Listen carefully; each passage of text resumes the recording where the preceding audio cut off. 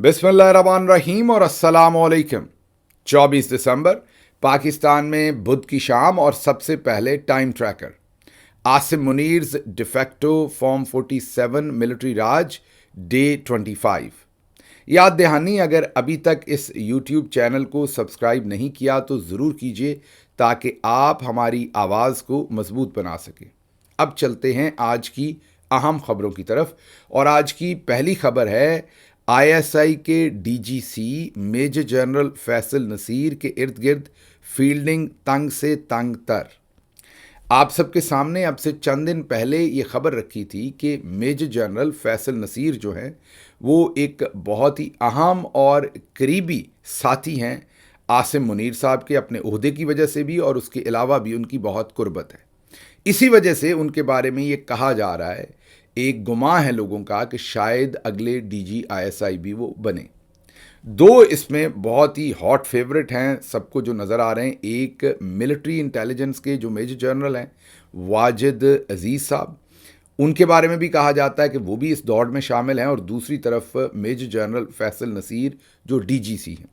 DGC जो होता है अमूमी तौर पर तमाम जो पॉलिटिकल उखाड़ पछाड़ होती है, इलेक्शन लूटना, मनूवरिंग, अगवा बराए बयान, फाइलें, वीडियोस उठाकर कुट शुट चढ़ाना, मीन सारे जो सियासतदानों को, सियासत के सारे मामलात को, या दूसरे लफ्ज़ों में ये कहें कि आर्मी चीफ जो रियासत पूरी को जिस तरीके से कंट्रोल करता है, उसमें डीजीसी का किरदार कलीदी होता है। यही वजह है कि नून लीग को जितने भी एतराज़ात फैज़ हमीद के ऊपर हैं उनमें 95% उस ज़माने के हैं जब वो डीजीसी थे। डीजी आईएसआई के तौर पर शायद उनको 5% या 10% एतराज़ात होंगे। असल नून लीग को उनके ऊपर तमाम एतराज़ात या ख़दशात या गुस्सा जो है वो उस वक्त के उनके तमाम कारनामे जो नून लीग क्लेम करती है कि उन्होंने उनके ख़िलाफ़ किए थे, वो तब के हैं जब वो डीजीसी थे। तो इससे ये समझिए कि डीजीसी कहने को तो वो डीजी आईएसआई नहीं होता, लेकिन for all the relevant purposes या पॉलिटिकल पर्पसेस आप कहिए, वो एक किस्म का डीजी आईएसआई ही होता है, और आर्मी चीफ उसी से तमाम ऐसे काम करवाते हैं। अब जो फैसल नसीर साहब हैं, इनके बारे में ये तासर तो था क्योंकि ये बलूचिस्तान में रहे थे। वहाँ इनके बारे में कहा जाता था कि ये बहुत हार्डन्ड किस्म के जो वहाँ पर दहशतगर्द थे, उनको ये ऐसा फेंटा चढ़ाते थे, उनको ये इतना तशद्दुद करते थे कि वो भी टूट जाते थे। ये इनका क्लेम फॉर फेम था। फिर इनको हमारी गवर्नमेंट गिरने के फ़ौरन बाद बाजवा साहब ने लाकर डीजीसी लगाया, और उसके बाद शायद मैं पहला शिकार बना था जब मुझे इंटेलिजेंस एजेंसीज़ ने उठाया। लेकिन अब मसला ये है कि जो मुनीब फ़ारूक, जिनको हाल ही में एमएफ कह के पुकारना शुरू किया है मतीउल्लाह जान साहब ने, इस लफ्ज़ का क्रेडिट मतीउल्लाह जान साहब को जाता है। उन्होंने मुनीब फ़ारूक के नाम से पहले वो एमएफ लिख रहे हैं, एमएफ मुनीब फ़ारूक। अब जाहिर है मतीउल्लाह जान साहब की जो इंटेंशन है वो तो एम से मुनीब और एफ़ से फ़ारूक, तो वो एमएफ और आगे मुनीब फ़ारूक लिख रहे हैं। लेकिन कुछ लोग जो मुनीब फ़ारूक को शायद पसंद नहीं करते, वो इस लफ्ज़ के अपने अपने मानी बना रहे हैं अंग्रेज़ी के लफ्ज़ों के। तो खैर उनकी तरफ हम नहीं जाते, हम उसी पे रहते हैं जो मतीउल्लाह जान साहब ने सोच के लिखा, मतलब एम से मुनीब, एफ़ से फ़ारूक।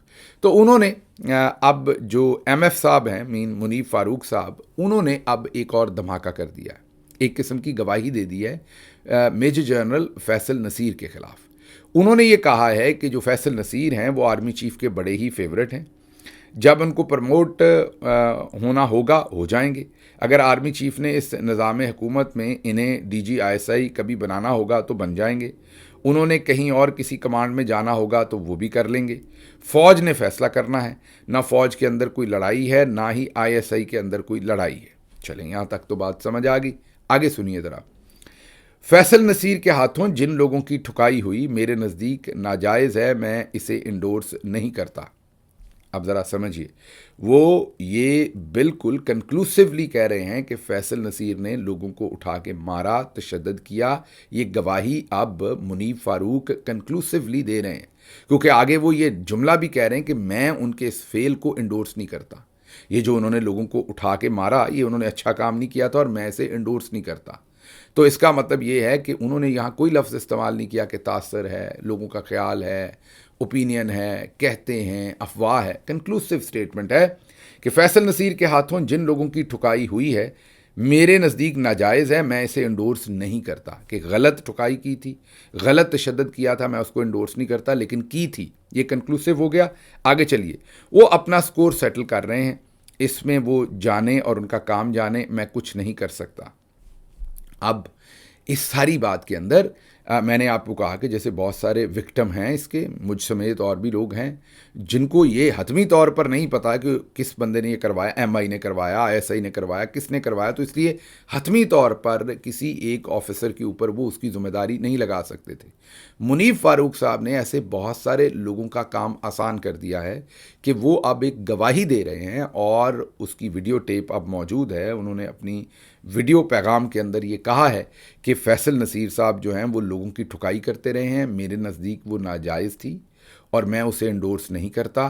اب وہ لوگ اپنا سکور سیٹل کر رہے ہیں کہ وہ فیصل نصیر صاحب پر تنقید کر رہے ہیں. اب اس میں ایک بات تو طے ہو گئی کہ منیب فاروق کو کسی نے لانچ کیا ہے میجر جنرل فیصل نصیر کے خلاف. میں نے پچھلی دفعہ جب آپ کے سامنے یہ نیوز رکھی تھی تو آپ کو یہ بھی بتایا تھا کہ جو محسن نقوی ہیں، یہ مجھے بہت ہی آپ کو پتہ جو افواہ ہوتی ہے وہ بھی ہم آپ کو بتاتے ہیں. یہ افواہ نہیں ہے، یہ خبر ہے جس کے پیچھے ہم کھڑے ہوتے ہیں. اور اس میں جو محسن نقوی ہیں وہ بھی نہیں چاہتے کہ Faisal Naseer D G I S I بنے یا پروموٹ ہوں. مزید مریم نواز بھی نہیں چاہتی. اس کی ایک وجہ یہ بھی ہے کہ ایک لیول کے اوپر ندیم انجم اور فیصل نصیر صاحب کی آپس میں نہیں بنتی تھی، اور اس لیول پر ظاہر ہے مریم نواز اور نواز شریف تو ندیم انجم کے ساتھ ہی جا رہے تھے. ابھی بھی وہ ان کو D G I S I, N S A اور سفیر کچھ نہ کچھ بنوانا چاہتے ہیں. تو مریم نواز اور نواز شریف بھی کسی صورت فیصل نصیر کو نہیں چاہتے. اب منیب فاروق وغیرہ جو ہیں، جیسے منیب فاروق ہیں اور کچھ لوگ ہیں، ان کے بارے میں تاثر ہے کہ یہ نون لیگ کے بھی بہت قریب ہیں. ان کے بارے میں تاثر ہے کہ یہ نون لیگ کے بھی آپ سمجھیے گھر کے صافی ہیں، اور اصل میں ان کی جو مین ان کا ڈی این اے ہے وہ نون سے نکلتا ہے. ہاں آج کل یہ ہائرڈ ہیں، یا آج کل hired not in financial terms میں بھی پیسہ انہیں شاید نہ ملتا ہو، ہمیں نہیں پتا اس بات کا. ہائرڈ کا مطلب یہ کہ انٹلیکچولی ہائرڈ ہوئے ہیں یہ جرنلز کا بیانیہ دینے کو. اسی لیے جو منیب فاروق ہیں وہ اکثر ان کے بہاف پر دھمکیاں دیتے ہیں، لیکن اصل ان کی لوگوں کا تاثر ہے کہ ان کی ڈوریاں جو ہیں وہ نون لیگ سے ہلتی ہیں. اب جو کچھ منیب فاروق پچھلے چند دن میں کر رہے ہیں وہ بہت خطرناک ہے میجر جنرل فیصل نصیر کے لیے. پہلے انہوں نے ان کا کور اڑایا اور کہا کہ وہ جو سولنگی، عمار سولنگی نامی جو اکاؤنٹ تھا وہ میجر جنرل فیصل نصیر کا تھا. اب اس اکاؤنٹ سے تو لوگوں کو دھمکیاں بھی دی گئی ہیں ماضی میں. اس اکاؤنٹ سے تو ججوں کے خلاف کیمپین ہوئی ہے. اس اکاؤنٹ سے تو خواتین وکلا کے خلاف کیمپین ہوئی ہے. اس اکاؤنٹ میں تو اتنا مواد ہے کہ کسی بھی ملٹری آفیسر کا اس اکاؤنٹ کی وجہ سے کورٹ مارشل پکا ہے، اس کو سزا پکی ہے.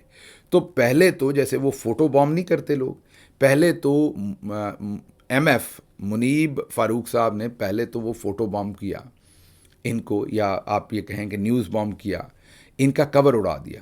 اب ان کا تھا وہ اکاؤنٹ یا نہیں تھا، وہ اکاؤنٹ ڈیلیٹ ہو گیا. تو یک نہ شد دو شد، دو کام ہو گئے. ایک قسم کا پروو ہو گیا کہ وہ انہی سے ایسوسیٹڈ اکاؤنٹ تھا. ہو سکتا ان سے نہ ہو، کسی اور کا، اور انہوں نے آرکیسٹریٹڈ یہ کام کیا ہو کہ منیب فاروق سے پہلے یہ بیان دلوایا، ساتھ ہی اس اکاؤنٹ کو ڈیلیٹ کر دیا. تو اس سے کیا سمجھ آئی کہ یہ سب کچھ فیصل نصیر کا ہی تھا اور وہ وہی کر رہے تھے. تو کوئی منیب فاروق کو بہت ہی لیتھل طریقے سے فیصل نصیر کے خلاف استعمال کر رہا ہے، جس کا مقصد یہ ہے کہ فیصل نصیر کسی صورت بھی پرموٹ نہ ہو اور ڈی جی آئی ایس آئی نہ بنے. یہ تو اب کلیئر ہو گیا ہمیں کہ منیب فاروق جو ہیں وہ فیصل نصیر کے کسی صورت بھی ہمدرد نہیں ہیں، بلکہ ان کے خلاف پراپرلی لانچڈ ہیں.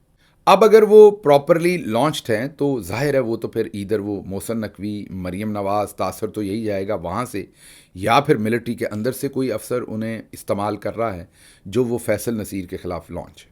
تو یہ تو اب طے ہو گیا. 2-3 یکے بعد دیگرے انہوں نے حملے فیصل نصیر پر کیے، جس سے فیصل نصیر کے لیے میں نے آپ کو بتایا کہ انہوں نے مشکلات کھڑی کر دی ہیں. اکاؤنٹ ڈیلیٹ ہوئے، اکاؤنٹ کو ایسوسیٹ کیا. اب جو انہوں نے بیان دیا ہے اس سے ان کے لیے ریمیفیکیشن زیادہ خطرناک ہے. مطلب یہ ہے کہ اب اس بیان کے بعد بہت سارے لوگ اگر چاہیں تو ملک سے باہر ان کے خلاف کوئی نہ کوئی قانونی کارروائی شروع کر سکتے ہیں.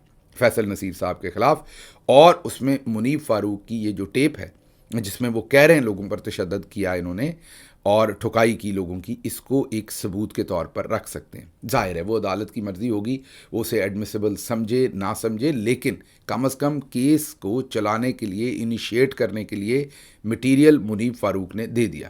اب میں پہلے ہی کہہ رہا ہوں، میں کوئی لیگل ایکسپرٹ نہیں ہوں، ہو سکتا ہے یہ کیس نہ زیادہ چل سکے، ہو سکتا ہے اس میں کوئی کنوکشن نہ ہو سکے، ہو سکتا ہے یہ کیس زیادہ دیر اس کا ٹرائل ہی نہ ہو سکے، کیونکہ اور بہت ساری ڈاکومنٹیشن اور ثبوت شاید کوئی فراہم نہ کر سکے، کیونکہ عدالتیں تو ثبوت پر چلتی ہیں.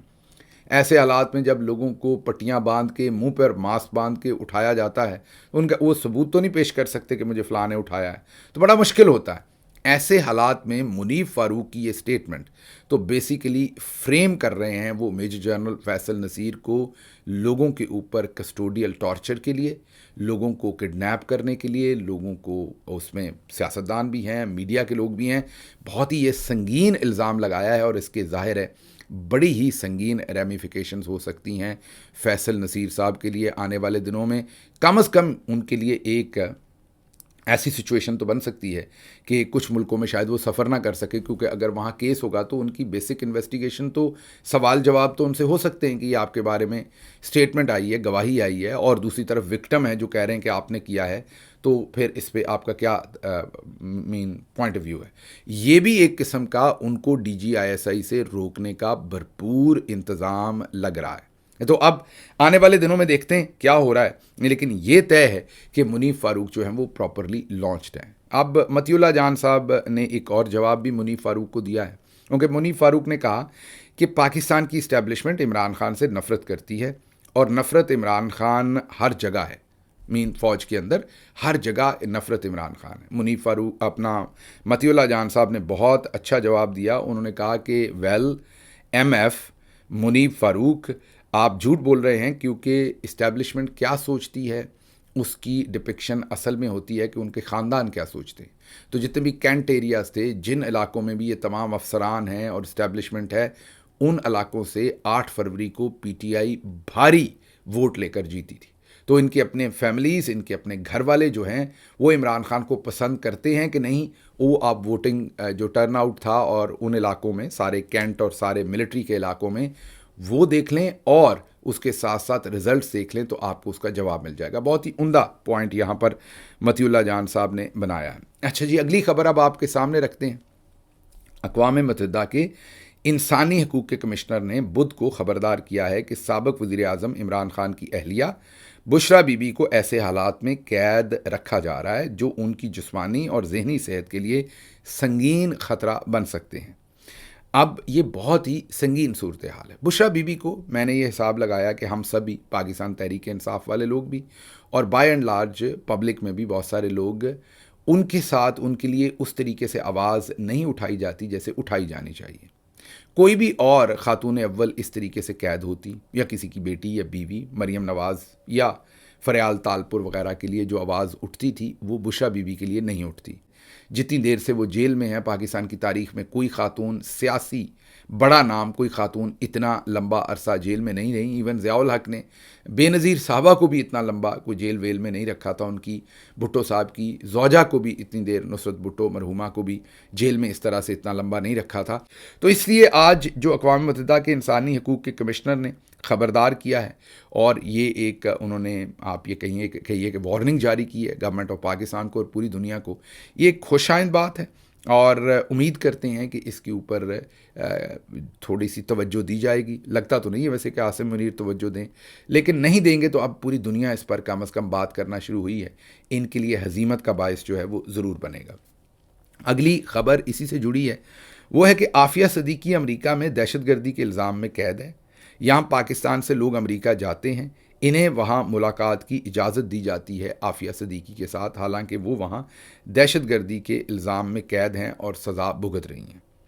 لیکن اڈیالہ میں ملاقات ممکن نہیں ہے، نہ ہی عمران خان سے اور نہ ہی بشرا بی بی سے. یہ ہم نہیں کہہ رہے، یہ فضل الرحمان صاحب کی پارٹی سے حافظ حمداللہ کہہ رہے ہیں. بالکل درست بات انہوں نے کہی کہ جو دہشت گردی کی سزا جن کو ہوئی ہے، ان سے بھی زیادہ برے طریقے سے پاکستان میں عمران خان کو اور بشرا بی بی کو جو ہے وہ ٹریٹ کیا جا رہا ہے. اچھا جی، اب دوسری طرف محسن بیگ جو بہت ہی قریب ہیں آرمی چیف کے، جناب chief of defence forces field marshal Asim Munir کے، پہلی تصویر ہی ان کے ساتھ آئی تھی، وہ سیدھے ہی پڑ گئے ہیں وزیر خزانہ محمد اورنگزیب صاحب کو، اور انہوں نے کہا کہ ان کو پھانسی پہ لٹکانا چاہیے. مارے گئے، کام شروع ہو گیا پھانسیوں پہ لٹکانے کا. انہوں نے کہا کہ ان کو پھانسی پہ لٹکانا چاہیے، ہمیں اسحاق ڈار ہی واپس چاہیے. ایک بینکر کو عوامی ایشوز اور سیاست کا کیا پتہ؟ دنیا میں 50% ٹیکس کہیں نہیں ہے، 73% انڈائریکٹ ٹیکس، یہ ملک کیسے چلے گا؟ 120 سے 130 انڈسٹریز تو بند ہو گئیں، ایسے وزیر خزانہ کو تو پھانسی لگا دینی چاہیے. ساری ٹیکسٹائل اور سریے کا کاروبار تو بیٹھ گیا ہے، ہزاروں لوگ بے روزگار ہو گئے ہیں، اس کو پکڑیں یار. محسن بیگ کا غلام مرتضیٰ صاحب کو دیے گئے انٹرویو میں مطالبہ. اب ریاض الحق صاحب نے اس کے اوپر کامنٹ یہ کیا ہے کہ بیگ صاحب جیسے دوستوں نے ان کو پہلے بتایا، ان کو مطلب عاصم منیر صاحب کو پہلے بتایا کہ ڈار اینڈ کمپنی پر انحصار چھوڑیں اور اصل میں اپنا بندہ لائیں. تو فیلڈ مارشل صاحب اپنا بندہ لے آئے، مطلب کہ یہ اورنگزیب صاحب کو. اب وہی فرما رہے ہیں کہ جی وہ تو دفتر میں مشروب پیتے ہیں. پچھلا بیان بیگ صاحب نے یہ دیا تھا کہ جو وزیر خزانہ ہے وہ مشروب پیتے ہیں، لگ یہی رہا کہ وہ شاید شراب نوشی کی بات کر رہے ہیں. اور اب وہ کہہ رہے ہیں کہ ڈار ہی بہتر ہے، دوسروں کو بدلنے کی بجائے اگر خود کو ہی بدل لیں ترجیحات سمیت تو شاید کچھ بدل جائے. ریاض الحق صاحب، اظہار الحق کہہ دیا. ریاض الحق صاحب کا ویسے صاحب مشورہ ہے، مجھے لگ رہا ہے کہ کسی بات کے اوپر ناراض کر دیا ہے محسن بیگ صاحب کو، کوئی بات نہیں مانی محسن بیگ صاحب کی جو وزیر خزانہ ہیں، انہوں نے ناراض کر دیا جس کو لے کر وہ پھانسی تک پہنچ گئے. کیونکہ محسن بیگ صاحب کو جب کسی پہ غصہ آتا ہے تو وہ پھر دوستوں کو بھی پھانسی لگانے سے نیچے معاملے کے اوپر نہیں رکتے. اچھا جی، پی آئی اے کا معاملہ جو ہے وہ اور بھی زیادہ خطرناک صورتحال اختیار کر گیا ہے. دوسرے لفظوں میں آپ یہ کہیں کہ گورنمنٹ جھوٹ تو بول بیٹھی، مکاری تو کر بیٹھی، ریاکاری تو کر بیٹھی، لوٹ تو بیٹھی پی آئی اے کو، لیکن اللہ الحق ہے ایک ہی دن کے اندر خود اپنے منہ سے اب مان رہے ہیں کہ ہم نے کیا کیا ہے. یہ ذرا 2-3 چیزیں آپ نے سننی ہیں اور اس سے آپ کو سمجھ آ جائے گی کہ معاملہ ہے کیا. پی آئی اے کا مالی سال 2024-2025 میں آپریشنل منافع یہ کہ جو اس کے اوپر قرضہ ورزہ تھا وہ نہیں، کیونکہ حکومت نے قرضہ تو خود جذب کر لیا، الگ کر لیا. تو جیسے ہی قرضہ الگ کر لیا تو باقی تو پھر اس کا ڈے ٹو ڈے رننگ ہے. پی آئی اے کی سیلریز ہیں، ایکسپینڈ، جیسے کوئی بھی بزنس ہوتا ہے، اگر اس کے اوپر وہ سارا اس کا قرضہ سائڈ پہ کر دیا تو پھر اس کا جو رننگ آپریشنل منافع ہے وہ 10 ارب روپے تھا 2024-25 کے اندر. یہ عدنان عادل صاحب رپورٹ کر رہے ہیں. وہ کہہ رہے ہیں کہ اب ایک اور کمپنی نے 10 ارب ہی دے کے، جس کمپنی کا سال کا 10 ارب منافع ہے، جس کمپنی کا سال کا 10 ارب منافع ہے، اس کمپنی کو ایک اور کمپنی نے صرف 10 ارب دے کر خرید دیا. جو آر ایف حبیب کنسورشیم ہے، انہوں نے 10 ارب دے کے ایسی کمپنی کو خرید دیا جس کا سال کا منافع جو ہے وہ 10 ارب ہے. اب کیوں ہم کہہ رہے ہیں بار بار سال کا؟ کیونکہ جو لائبلٹیز ہیں وہ تو عارف حبیب صاحب کو بھی ٹرانسفر نہیں ہو رہی، وہ تو گورنمنٹ آف پاکستان نے لے لی، تو انہوں نے تو آپریشنل پروفٹ میں ہی اب جانا ہے. مطلب ان کو منافع ہی ہونا ہے ہر سال، اور اس سے بھی زیادہ منافع ہوگا آنے والے سالوں میں، آپ دیکھیں گے. تو عدنان عادل صاحب کہہ رہے ہیں کہ یہ عجیب ہی کام ہوا ہے کہ 75% شیئر اس کمپنی کے جس کا 10 ارب سال کا منافع ہے وہ 10 ارب میں بیچ دیے. آگے اب پیپلز پارٹی بھی کھل کر آئی ہے. ویسے پیپلز پارٹی کو ماشاءاللہ سے ان کا کلیدی کردار ہے پی آئی اے کو تباہ کرنے میں، ان کو اس پر سلوٹ بنتا ہے. جس دھڑا دھڑ انہوں نے اس میں بھرتی کیے لوگ اور پھر اجاڑا کیا اس پوری ایئر لائن کا. لیکن چلے، اب پیپلز پارٹی سب کچھ ہونے کے بعد پہلے نہیں بولے جان بوجھ کر، کیونکہ فیلڈ مارشل صاحب کے ڈنڈے کا ڈر تھا. اب پیپلز پارٹی سامنے آئی ہے. انہوں نے کہا ہے کہ پی آئی اے نے پچھلے سال 26 ارب منافع کمایا. جب پی آئی اے نے منافع دینا شروع کیا تو پھر ایئر لائن بیچی کیوں؟ پی آئی اے کے پاس ٹوٹل 30 جہاز ہیں، 19 آپریشنل ہیں جو 100 ارب کے ہیں، 64 انٹرنیشنل راؤٹس ہیں، ٹوٹل میرا خیال 78 راؤٹس ہیں ملک کے بھی اگر ملا دیے جائیں تو. 8 بلڈنگز دی جا رہی ہیں جن میں بلو ایریا اسلام آباد کی بلڈنگ شاید 20 ارب روپے کی ہے. بلو ایریا اسلام آباد کی بلڈنگ، اس میں انہوں نے قیمت نہیں لکھی، میں نے 20 ارب کہہ دیا، قیمت اس میں نہیں لکھی، لیکن ظاہر ہے وہ اربوں روپے کی بلڈنگ ہوگی، کافی بڑی بلڈنگ ہے. آگے وہ کہہ رہے ہیں 20 ارب روپیہ پروویڈنٹ فنڈ ہے امپلائیز کا، 10 ارب کے اسپیئر پارٹس پڑے ہیں، اور بھی بہت کچھ انہوں نے گنوایا. جو ہم بھی کچھ چیزیں آپ کو بتا دیتے ہیں جو پی آئی اے کے پاس موجود ہیں، جو ان کے اثاثے ہیں. ایک تو ان کا ظاہر ہے بین الاقوامی پروازوں کے لیے بوئنگ 777، ایئر بس A320 اور ATRs جو ہیں، یہ ٹوٹل 52 ایئر کرافٹ ہیں. ظاہر ہے اس میں سارے جو ہے وہ آپریشنل نہیں ہیں، آپریشنل شاید کو 20 کے قریب ہیں یا 18 کے قریب ہیں. اور یہ کوئی 100 ارب روپے کے تمام ایئر کرافٹس کم از کم بنتے ہیں. 2 ہینگر ہیں، اصفہانی ہینگر، لوکیشن جناح انٹرنیشنل ایئرپورٹ کراچی. اسی طرح سے طیاروں کی مرمت اور مینٹیننس وغیرہ، اسی طریقے سے گراؤنڈ ہینڈلنگ اور سپورٹ انفراسٹرکچر، جیسے وہ آپ یہ کہہ سکتے ہیں کہ جو تمام جہاز کو کھینچنے والے جتنے بھی اکوپمنٹ ہوتے ہیں اور دوسری چیزیں، ان سب کی بات ہو رہی ہے، وہ بھی اربوں روپے کی ہیں. اور پھر لوکیشنز جو ہیں کراچی، لاہور، اسلام آباد، دیگر شہروں میں کارگو کا پورا ایک سسٹم ہے، کیٹرنگ کا پورا سسٹم ہے، سپورٹ سروسز ہیں. پھر ان کی انجینئرنگ کمپلیکس ہے جہاں پر طیاروں کو ٹھیک کیا جاتا ہے، مینوفیکچرنگ انجینئرنگ کا سارا کام ہے، دفاتر ہیں، زمینیں ہیں. تو یہ لمبا چوڑا کام ہے جس کی طرف چودھری منظور اب نظر دوڑا رہے ہیں کہ یہ تو بہت لمبا چوڑا جو ہے وہ فراڈ کیا گیا ہے پاکستان کے ساتھ. یہ چودھری منظور یہ بتانے کی کوشش کر رہے ہیں. عامر متین پاکستان کے بہت ہی معتبر جرنلسٹ ہیں. چند ایسے جرنلسٹ جن کا میں بڑے دل سے احترام کرتا ہوں. عامر متین وہ شخصیت ہیں جو شاید پاکستان میں جو 2-3 ایسے لوگ جن کا ارشد شریف احترام کرتے تھے شہید، ان میں سے ایک عامر متین ہے. بہت ہی سکہ بند جرنلسٹ ہیں، کوئی لگی لپٹی نہیں ہے. ہمارے خلاف بھی بات کرتے ہیں، دوسروں کے خلاف بھی کرتے ہیں، اپنے من موجی ہیں، جو ان کو ٹھیک لگتا ہے وہ تجزیہ کرتے ہیں.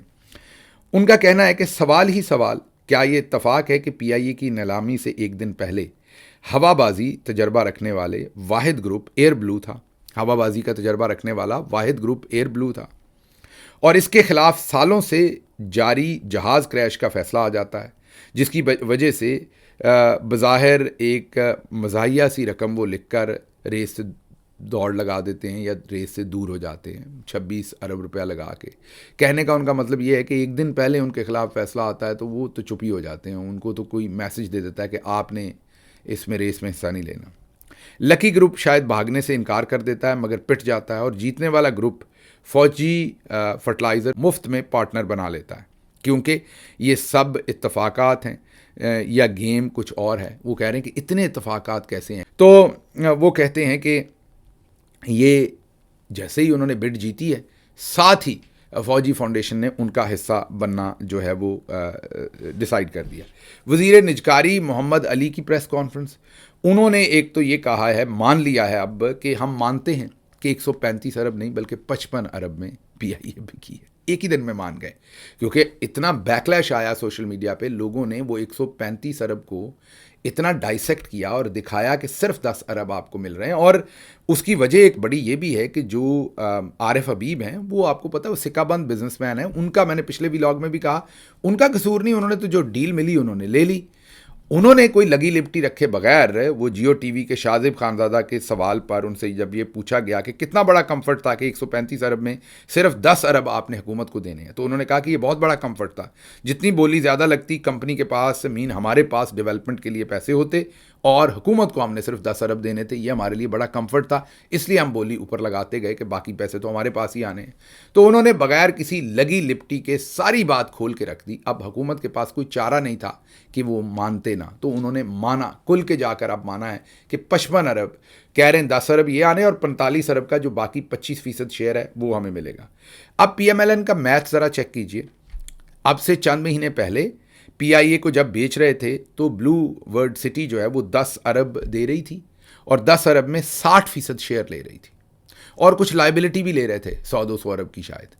اب وہی پی آئی اے جو ہے اس کا 60 نہیں 75% شیئر بیچا ہے، کوئی لائبلٹی ساتھ نہیں اور صرف 10 ارب میں.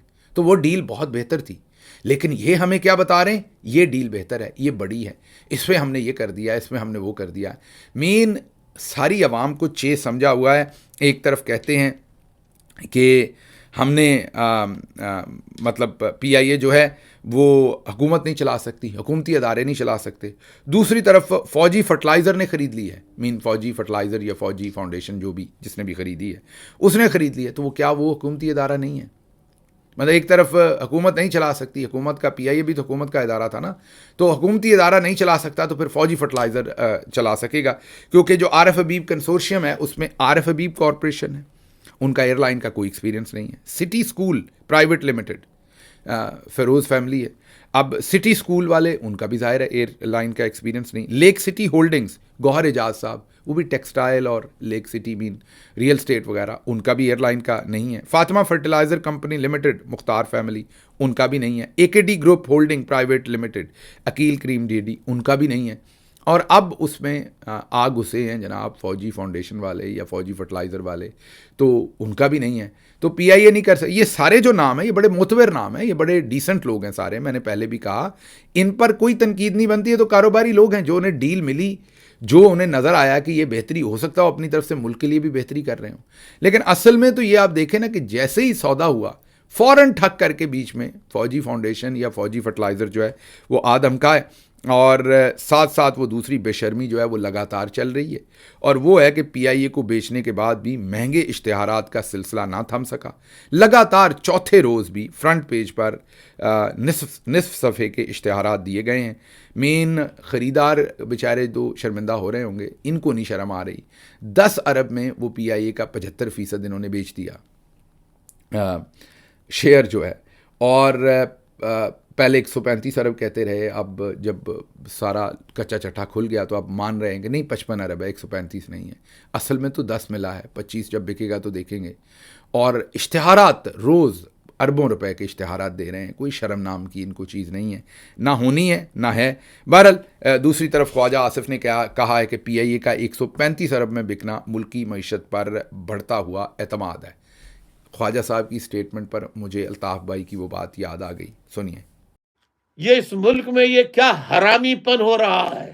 اسے حرامی پن نہ کہا جائے گا تو حلالی پن کہا جائے گا اس کو. مجھے یہاں سے اجازت دیجیے. اللہ آپ کا حامی و ناصر ہو. پاکستان زندہ باد.